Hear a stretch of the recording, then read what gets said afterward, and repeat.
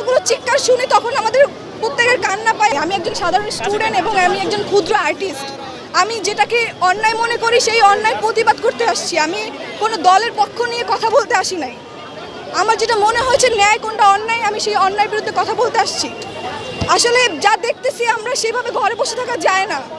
আমাদের যতগুলো চিৎকার শুনি তখন আমাদের প্রত্যেকের কান্না পায়। আমি জানি না কোন বিবেকে গিয়ে পুলিশগুলো এভাবে গুলি করে আমাদের ভাই বোনদের মারছে। আমরা নিজেরা যাদের বিবেক বোধ আছে তারা কখনো এসব মেনে নিতে পারবে না। তাই আমি আজকে রাজপথে আসছি। তারা একটা ন্যায্য দাবি করেছিল, সেই ন্যায্য দাবি যদি সে সঠিক সময় পালন করতো বা সেটা মেনে নিত তাহলে আজকে আমাদের এই ভাই বোনরা মারা যেত না, আজকে আমাদের এই রাস্তায় মিছিলে দাঁড়াতে হতো না এবং আমাদের এই কথাটা বলতে হতো না। আমরা এখনো কোনো স্বাধীন নাগরিক না, আমরা এখনো বাক স্বাধীনতা পাইনি, আমরা এখনো সঠিকভাবে কথা বলতে পারি না। আপনি কি আপ্লুত হয়ে যাচ্ছেন কেন?